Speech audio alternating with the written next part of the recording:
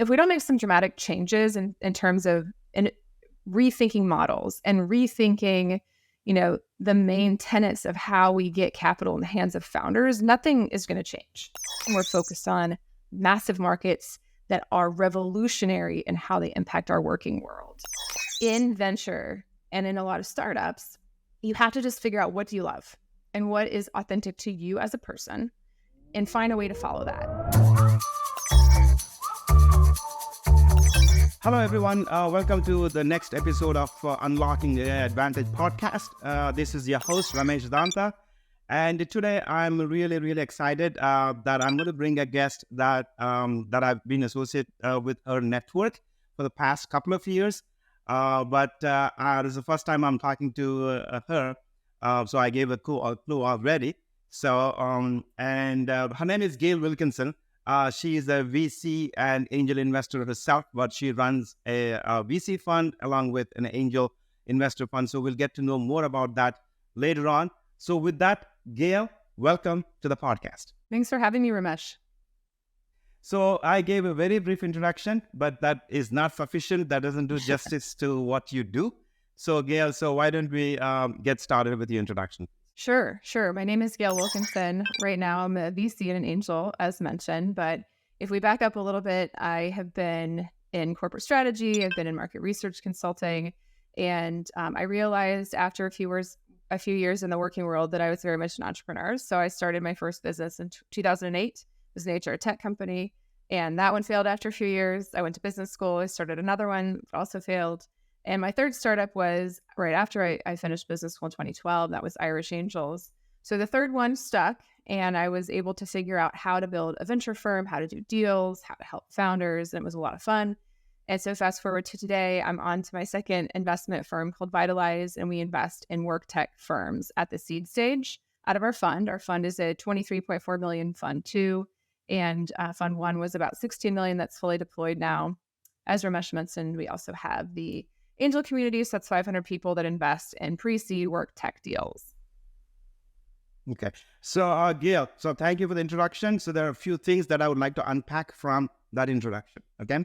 So we talked about, first thing is, we talked about a fund, right? And you talked about the seed invest. Okay. And then the other one you talked about is an angel investor community called Vitalize that you started, which has a 500 angel investors, which invests in pre-seed. Okay. So now, let's just put this in perspective, right? So, and by the way, my education into all of this, it's exploded, I should say, with your webinar that happened 2 years ago in association with the WeFunder. And by the way, to the audience, and so you should go to gale.vc. It's Gale's website, and there is an angel investing webinar, seminar kind of presentation. So I please advise you to go and look at that one. It's a fantastic presentation that takes you through the entire spectrum. So, but in this recording, Gale, without going into too many details, so let's first talk about the pre-seed, seed, the different stages of investing, and I will come to angels and other kinds of investing. Yeah, so lots of different definitions out there. The way that we think about pre-seed and seed is that they're both very early stage, and we have to come up with some way to delineate the two. We think about pre-seed rounds as those up to about 2 million, and seed is about 2 to 5 million. And the companies that are raising at the pre-seed that we look at tend to be post-product and pre-revenue or very early revenue. They're just about to start selling. And those that come through for our fund at the seed stage oftentimes have something like $250,000 of ARR, so they're a little bit further along. The pre-seed that we're talking about is really the first institutional money where they're taking some angel money, maybe some angel group, maybe a small VC or two, and some friends and family. So it's that first, institutional check that is big enough for them to make some real progress off of. And the seed oftentimes is the second one of those. The other thing that's a little bit different is just check size. So our check size out of the angel group tends to be about $50,000 to $100,000, and our check size out of our fund is $250,000 to $750,000. So it is defined by how much money they're raising and what stage of revenue recognition they are in, and then how much money that you are contributing are investing into the startups. Okay, so that's and the valuation is the only other thing. So the valuations in our angel group tend to cap out around 10 million posts, and they tend to max out around 20 million posts in our seed fund. So got it. And the valuations could be all over the place, as we know, depending on the investment landscape. Yes. Right. Exactly.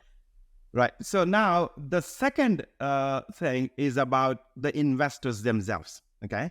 So I've learned, so again, please do add color to it, that there is friends and family, there is a crowd sourcing, crowd funding that the companies go through, where they go beyond the friends and family. And then afterwards, there's an angel, and then the VCs come in, right?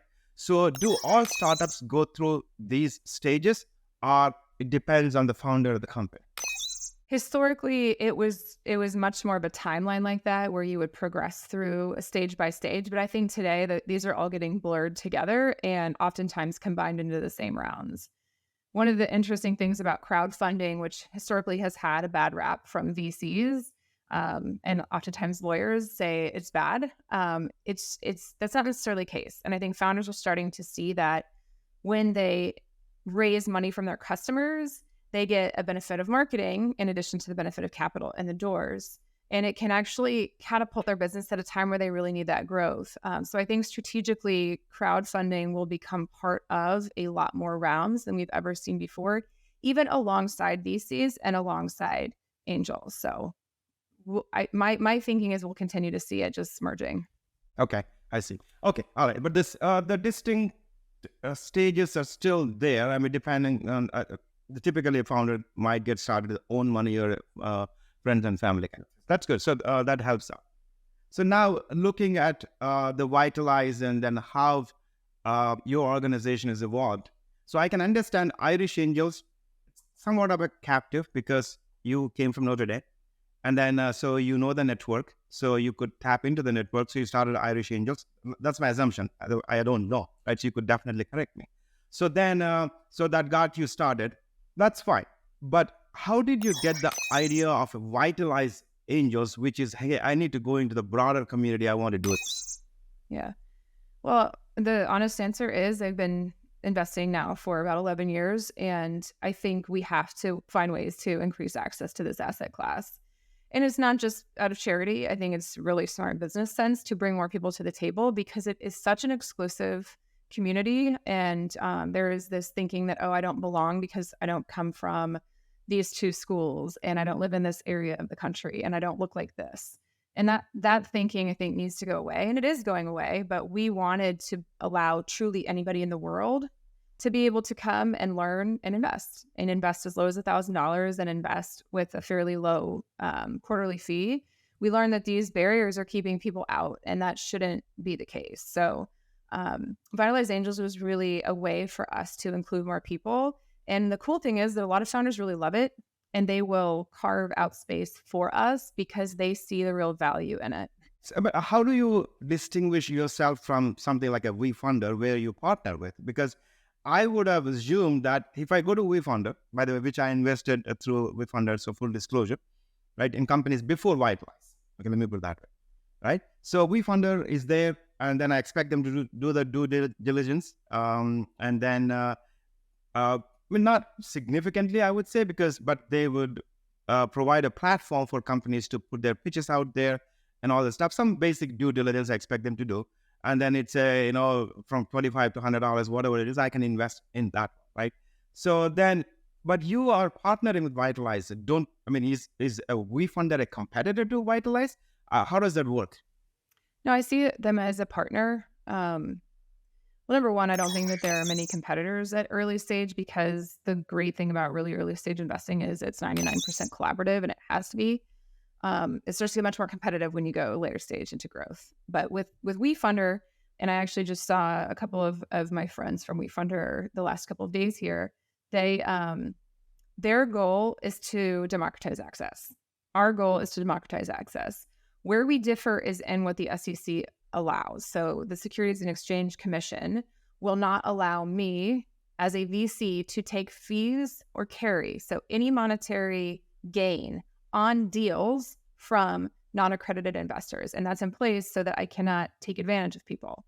Well, from like WeFunder has gone through a very long process in order to get licensed and to be a proper broker in the eyes of the SEC in order to legally do this. And that's why we have to partner with them, because they're able to facilitate those deals with non-accredited investors in a way that is per the regulations, where I am keeping everything separate.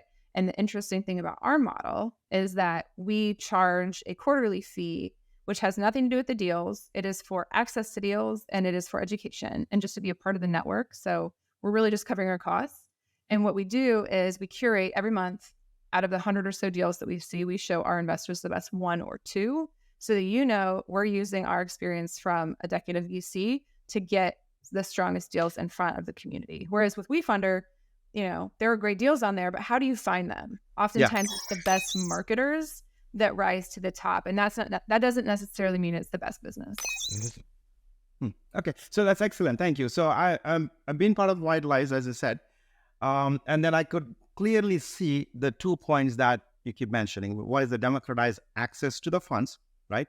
To the founders that you believe should get access, right? So with respect to, call it diversity, equity, inclusion, whatever word that we want to use, that's one thing. Another one is a WorkTech, right? Which is the kind of companies that you believe will be the future, right? So let me just take this into the next level of discussion. Democratized access, I'll be very honest with you, it sounds good, right? So lots of companies do it, and then there's a lot of, as you know, debate is going on right now about this kind of thing, right? So why democratized access is important for you, Gale? I've encountered so much as an investor who looks different. And I do think being different is a strength, and I lean into that. And I'm not one that's going to complain about all of the crap that I've endured, which is a lot. I just kind of work through it. But at some point here in the last few years, I've just kind of taken a step back and realized if we don't make some dramatic changes in terms of rethinking models and rethinking, the main tenets of how we get capital in the hands of founders, nothing is going to change. If, you're a person that looks different, or you have a child that looks different, whether it's a person of color, it's a female, it's somebody that identifies as not what 80% of funding is going to, you have a real problem on your hands, because you can't just say, oh, it's just going to change in the future. That is absolutely not true. And we have to start to do things today to create avenues for that to happen. So even though we're only investing, $1 million a year out of our fund, there will be ripple effects from that. Our angel community is touching a lot of deals. There will absolutely be deals that do really well out of this. People will absolutely make money off of some of these deals. And what we're going to do is prove to people that they are smart enough to do this, and then they'll tell their friends.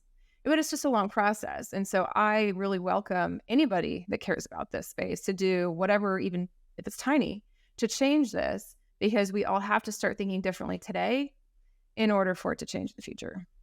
I agree with that. So what I'm hearing is it's a combination of personal experiences and your worldview. Is it? Yeah. Right? Yeah. I mean, I could tell you some really interesting stories that happened as recently as 3 days ago, where I was treated like, your jaw would drop. And oftentimes I'm the only woman on the cap table, and I'm the only one being treated this way. And, you start to ask, why does that happen again and again and again?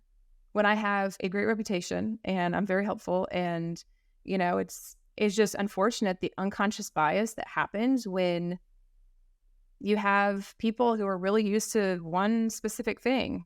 Yeah, I think we are human beings, social animals, and we congregate around the groups of people who we comfortable with, that meaning look alike or whatever, right? So it's a language, culture, a combination of those kinds of things. Yeah.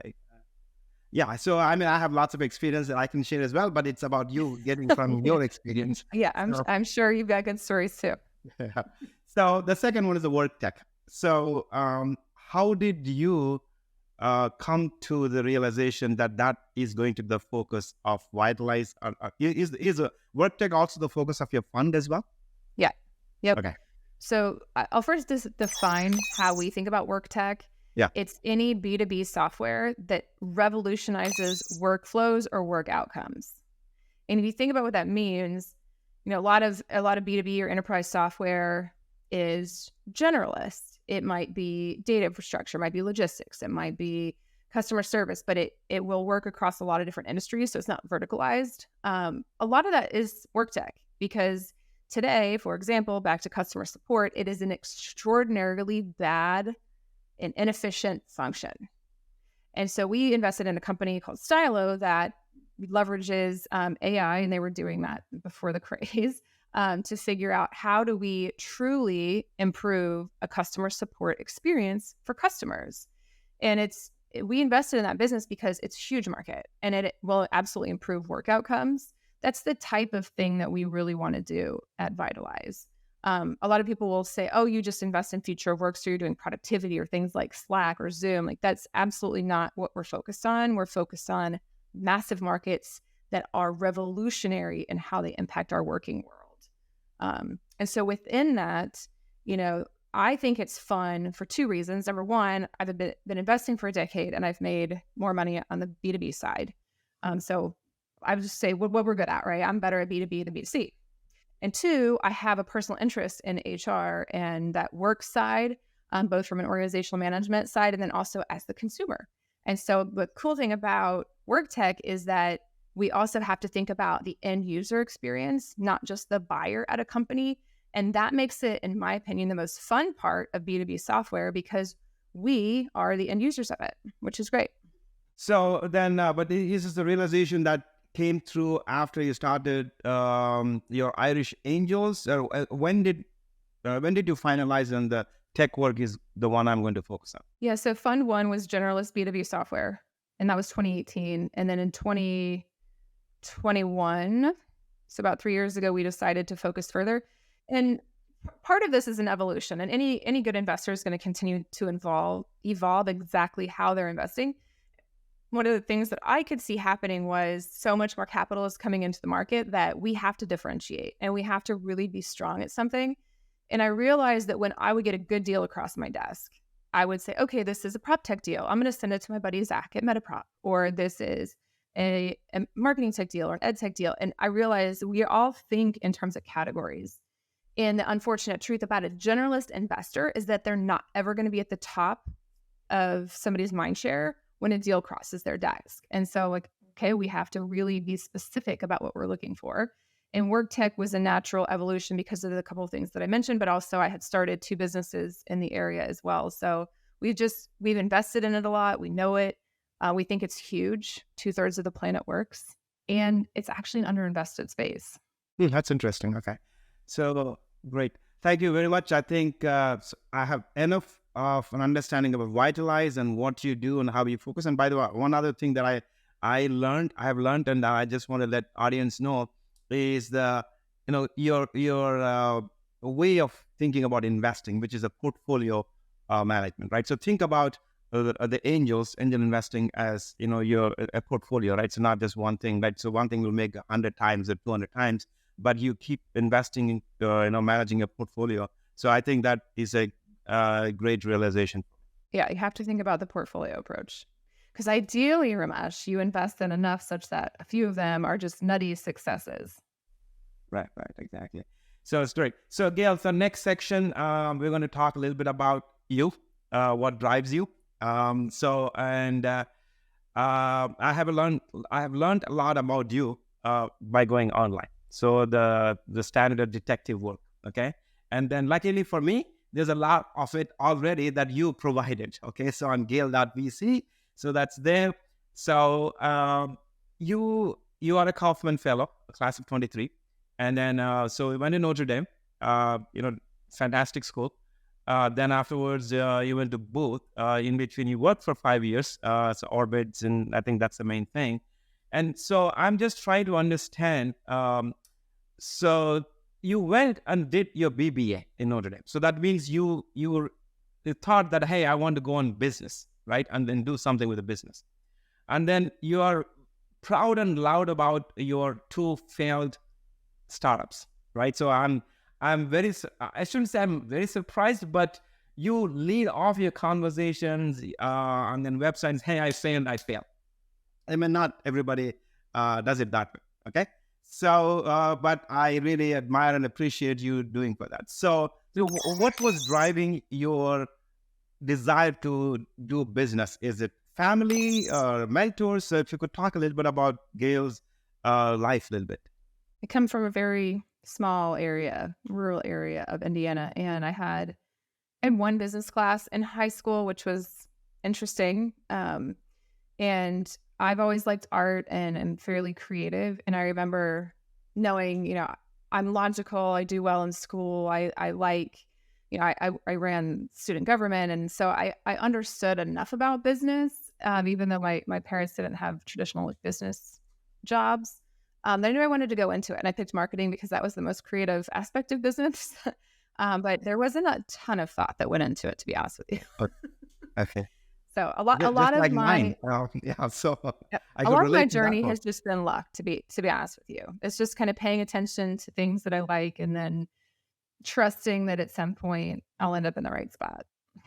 Interesting. So you didn't come from a business family, right? You came from a rural area. So then somehow Notre Dame, did something, or you came across some people. I'm assuming, right? So there's all the kind of. So can you talk about what transformations that you went through, and then who are the people who influence your, a way of life? It was interesting. I mean, going to Notre Dame, I was the valedictorian of high school, and I am just very fortunate that I had been able to excel so much. And obviously Notre Dame, I was scared because I'm like, oh, I'm definitely not gonna be as smart as these people, and a lot of imposter syndrome there. Yeah. I think the year that I got in, they rejected like 250 valedictorians across the state of Indiana, and I was the first person from my high school to get admitted to the school. In fact, I thought, well, they probably admitted me because I'm not Catholic and they needed diversity. But it was interesting because I went and I worked really hard. I had 3 jobs while I was there because I didn't have any money. And it was great. I met really good friends and I learned a lot. And I went and worked at Nielsen afterwards. And I was lucky enough to come back to the Notre Dame community when I launched my business after business school. But it was just pure luck, that I picked it. I knew that I liked the people there when I visited, because I had been doing a lot of student government work in high school, and I went to a couple of conferences in different areas, and there were a few people that I knew from those conferences with kids from different states that went to school there, and I knew that they had really good character. So I was lucky enough to get in, to be honest with you, and I went and it worked out, and then landed a job in market research because I studied marketing and I thought I needed to go into something that had marketing in the title. Like, this is all true. And What we need. it's Yeah. then it just the path kept winding. Okay. So then you, for whatever reason, decided to go into startups, right? So instead of going, hey, I'll get a job, I'll keep working on my job, and then so a career ladder and treadmill and all that good stuff. But Yeah. then also, why startups?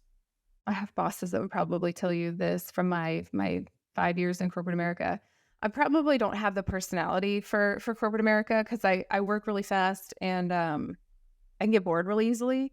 And I know that they all, like, many of them had challenges with me. If I'm sure there are people listening who will laugh at this.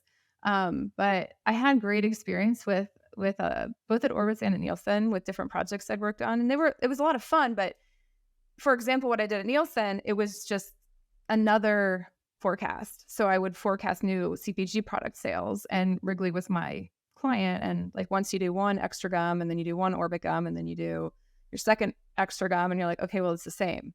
Like, the inputs are the same, the outputs are similar. Like, it just wasn't going to be interesting enough. And Orbitz was a little bit more interesting because it was a tech company, and I got to do a ton of different stuff across functions, and that was a lot of fun. But by that point, I knew I wanted to start something smaller, and I wanted to see if I could actually run a business, which is when I started my first one, well, on nights and weekends at Orbitz. And I really liked it. It was not successful, as I mentioned, but it was a success for me personally because it got me thinking about startups. And I went to Booth. Also was kind of luck. I mean, the guy that I was dating at the time was in the program, and I met a lot of his friends who were awesome. And a lot of my my bosses, like Adam from Orbitz, was a student there at the time. And I was like, you know what? I think this is something I should consider because of the people. And so I made that decision based on the people and decided to just go after startups. in 2010 when I started business school. So I heard the word luck 2 times, Gail. So I have to ask you this question: why do you attribute your journey slash success to luck, but not to to what you do? I mean, what you deserve, what you're capable of. Hard work and positivity put us in a place to be lucky. And so I don't think that if I'd had a bad attitude, or if I, you know, didn't have the right approach, I don't think I would have been lucky. So I definitely think I played some role in it. But yeah, I'm definitely somebody that believes that there's so much magic out in the world and in the universe. And if we just pay attention, it's trying to help us. And it was definitely helping me at the time. I see it even more today than I did then. I actually just had a breakfast with a friend this morning who's in the venture world, and I said, I don't think that success in early stage investing is about sourcing, which is what every LP is going to tell you. How are you sourcing deals, Ramesh? I think it's about picking. And like, for example, we're in a company that is just killing it right now, and it's in the PropTech space. Well, I'm not a PropTech investor, but I invested because it was a I'm huge sorry, what is growing. PropTech so that Yeah, audience don't get proper, lost? yeah, property tech. So it Okay. has something to do with property. So this is a Is it property real analytics. estate? Is it related to real estate kind of thing? But tech and Yes, real it estate? can be construction, it can be real estate, Okay, and so it can be a lot of different things. But this got it. Okay. company is called Placer, and it's in location based analytics.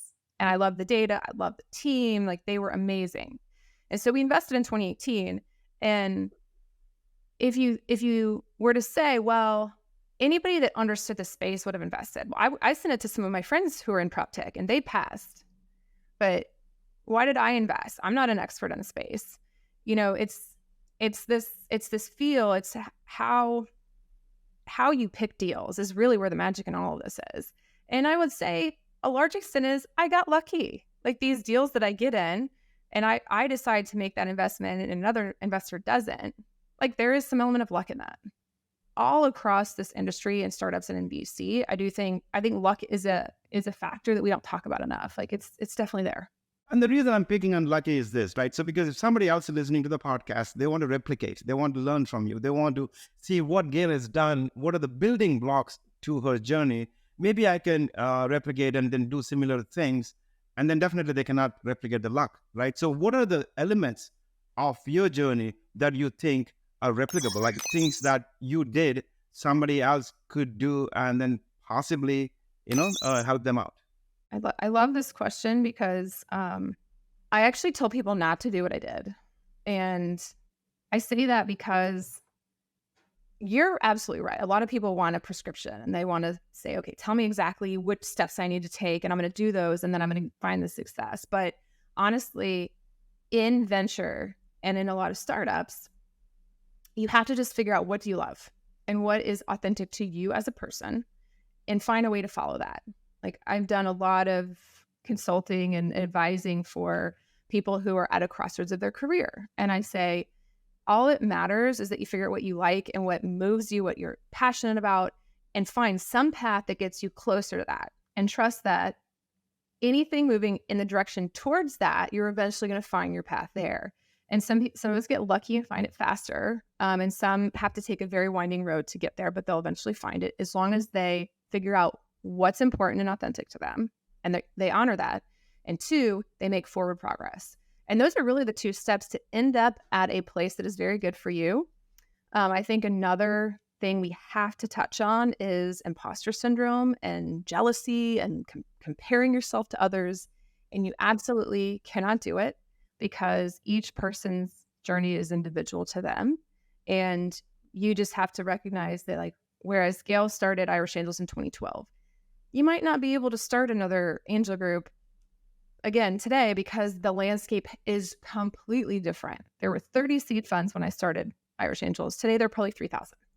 So like things change and things evolve. But today, listening to this right now are probably a couple of founders who want to get into venture at some point, and they're going to come up with a new business model for venture, and it's going to work. And people are going to think they're crazy if they bring it up, but it's something that they've been thinking about and they love and they think is going to work, and they're going to try it and it's going to work. And that's what I think is really exciting about this industry, because you don't have to do what other people did. In fact, you shouldn't.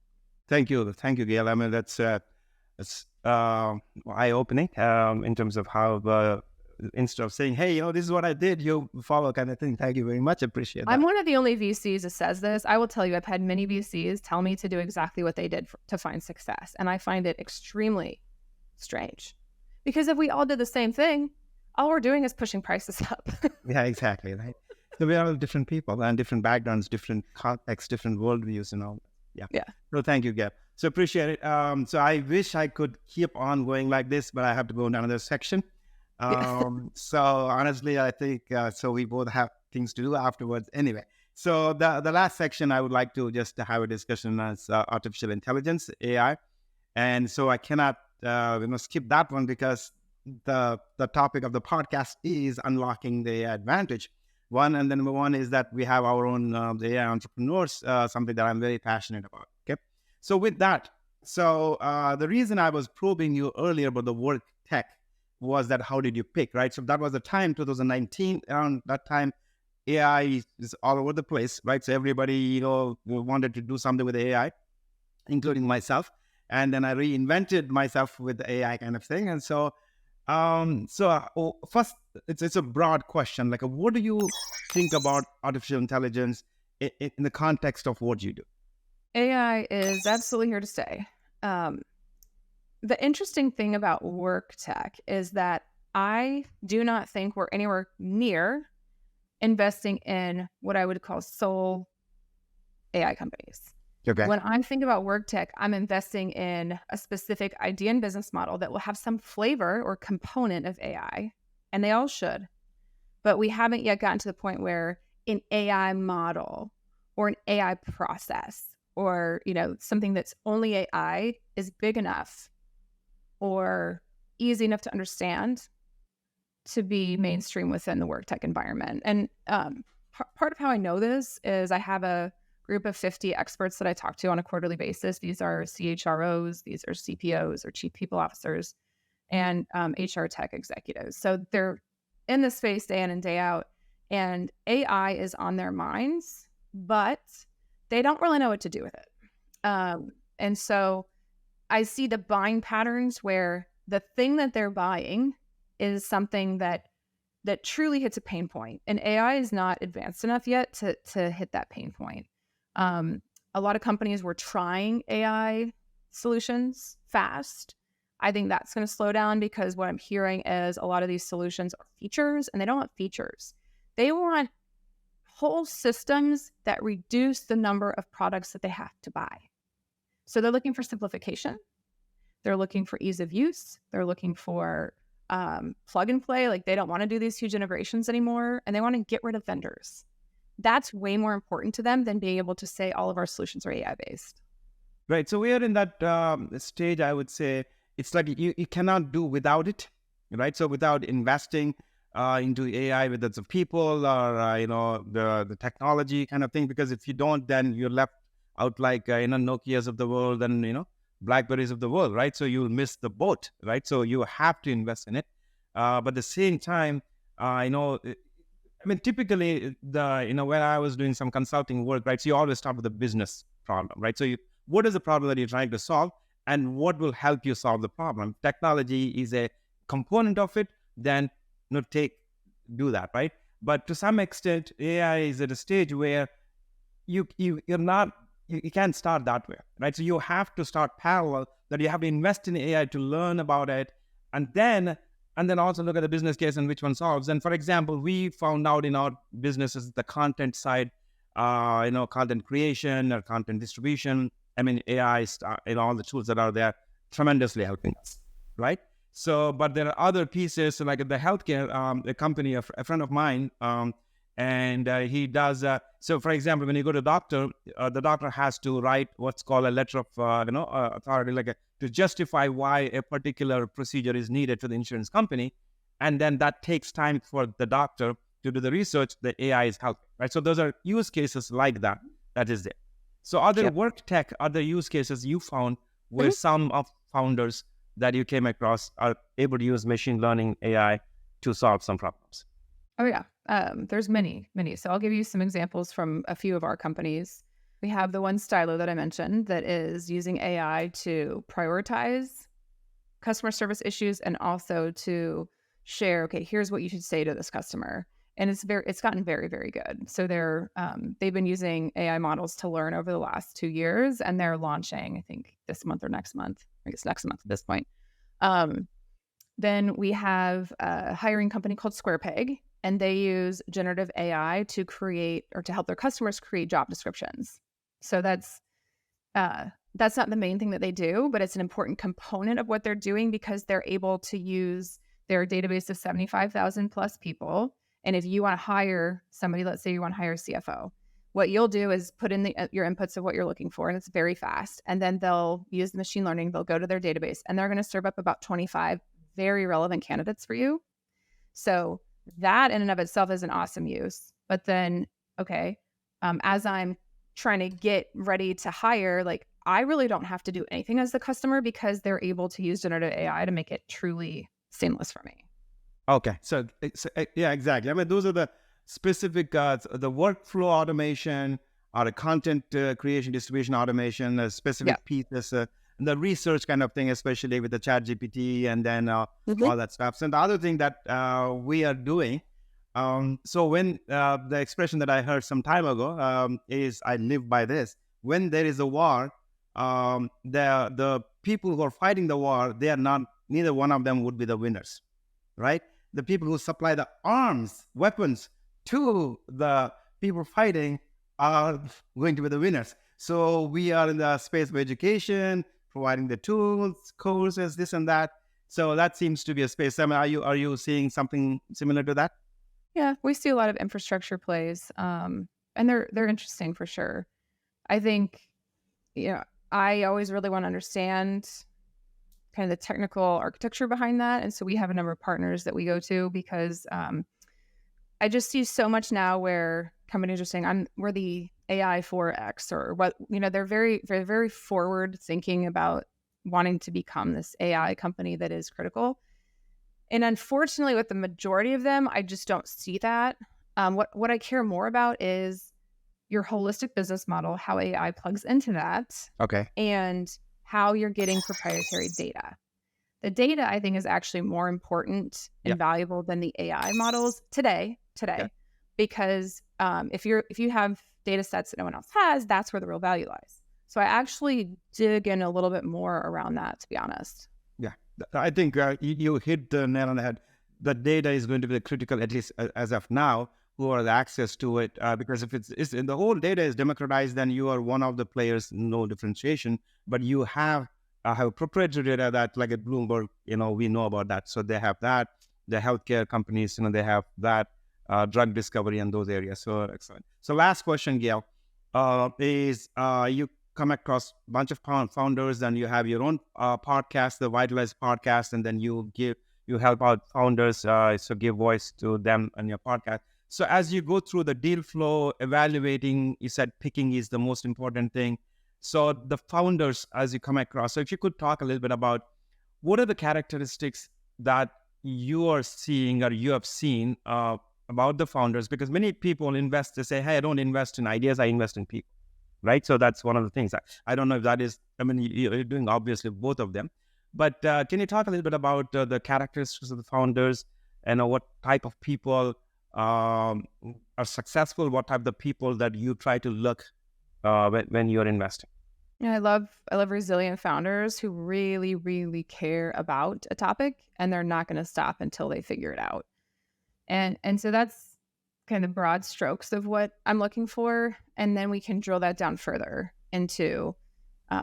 So can I ask a question? Sorry, the resilience does not show unless the person has gone through multiple iterations of the failures of success, right? So, but if there's a first-time founder, how do you assess their resilience? Yeah, that's a good question. We usually do like to invest in somebody that has started something. So, for example, founder Shaylee from Elevate K-12, which is transforming teachers and how teachers work, and it's this very cool tech product that allows superintendents to fill teacher shortages, and she's just killing it.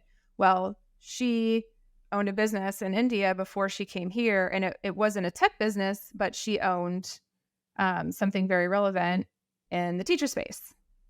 And so she was able to translate her experience, really understanding teachers and running a business that was successful, even though it wasn't a venture-backed business, and use that here as she's built out this huge success in the US.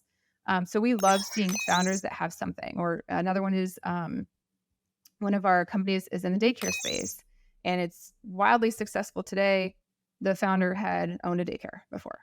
So they show resilience in the sense that they've started it, and specifically about that industry, they love it so much they want to fix it. They want to fix daycare. They want to fix education. They want to fix customer support. They want to fix hiring. They want to fix something that's big. Those are the types of founders that I really look for. I do not like when founders go and they whiteboard because they're trying to find a solution and they throw everything up on the wall and they're trying to be clever with it. So like if you're a founder, figure out what is authentic and what you love and only start a business in that area. I think that's critically important. The next thing I really look for is character. And do I want to partner with this person for 10 years? Up to 10 years, it's a long situation. I have to trust them. They have to be reliable. They have to be a good person. They have to be somebody who, through thick and thin, good times and bad times, I'm going to want to work with them and I'm going to want to help them. So I really try to understand who's organized, who sends updates to their investors, who shows up to the meetings on time, who does what they say they're going to do, who's able to say, I don't know, I'll get back to you, and they actually get back to me. I'm watching all of that. And I will say the one place that I've made the most mistakes on this is founders who turn out to be sociopaths. And what I mean by that is founders who are very controlling and manipulative. And I don't necessarily see that up front. So I'm actively trying to figure out ways to keep them out of my portfolio. And I've only invested in, a handful over the last decade, but it's really problematic when you find them. So I will add to the list. I don't want to say the name of the company. We know, I think the last company that went bust, probably that's what you're thinking.